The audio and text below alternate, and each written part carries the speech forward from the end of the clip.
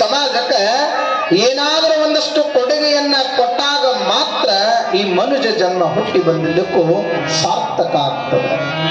ಅದಕ್ಕೆ ಆ ಮಹಾಮಾತೆ ಒಬ್ಬ ಸಾಮಾನ್ಯ ಹೆಣ್ಣು ಮಗಳಾಗಿರುವಂತ ಅಕ್ಕ ಮಹಾದೇವಿ ಈ ಸಮಾಜಕ್ಕೊಂದು ಸುಂದರವಾದ ಸಂದೇಶವನ್ನ ಕೊಡ್ತಾಳ.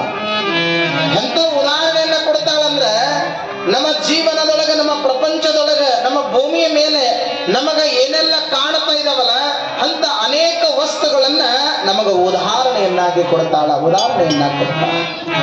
ಅದಕ್ಕೆ ಆ ತಾಯಿ ಒಂದು ವಚನದೊಳಗೆ ಬರೀತಾಳ, ಏನಂತ?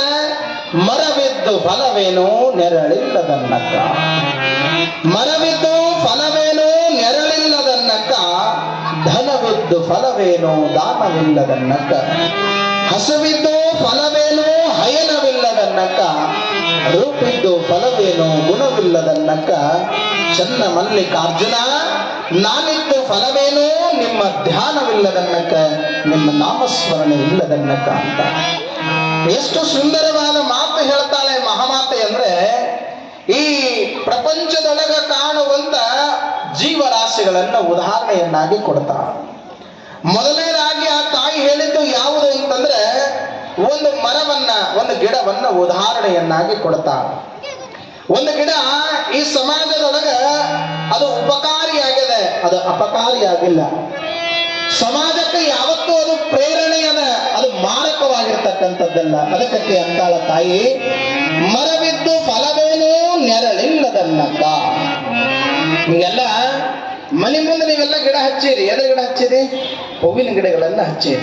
ಹೌದಾ? ಎದಕ್ಕೆ ಹಚ್ಚಿರಿ ಹೂವಿನ ಗಿಡ? ಹೂವು ಕೊಡ್ತದ ಅಂತ ಹಚ್ಚಿ. ಎದಕ್ಕೆ ಹೂ ಕೊಡೋದು?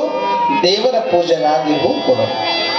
ಅದಕ್ಕೆ ತಾಯಿ ಅಂತಾಳ, ಒಂದು ಗಿಡ, ಒಂದು ಮರ ಅದ ಅಂದ್ರೆ ಆ ಮರ ಏನ್ ಮಾಡಬೇಕು ಅಂದ್ರೆ ಹೂವಾದರೂ ಕೊಡಬೇಕು, ಇಲ್ಲದಿದ್ರ ಹಣ್ಣಾದರೂ ಕೊಡಬೇಕು, ಇಲ್ಲದಿದ್ದರೆ ಕಾಯಿ ಆದರೂ ಕೊಡಬೇಕು. ಹೂವು ಇಲ್ಲ, ಕಾಯಿ ಇಲ್ಲ, ಹಣ್ಣು ಇಲ್ಲ ಅಂದ್ರೆ ಕೊನೆಯದಾಗಿ ಆ ಗಿಡ ಹುಟ್ಟಿದ್ದಕ್ಕೂ ಸಾರ್ಥಕ ಆಗ್ಬೇಕಾಗಿತ್ತಂದ್ರೆ ಆ ಗಿಡ ಏನು ಕೊಡಬೇಕಂದ್ರೆ ನೆರಳಾದರೂ ಕೊಡಬೇಕು, ನೆರಳಾದರೂ ಕೊಡಬೇಕು.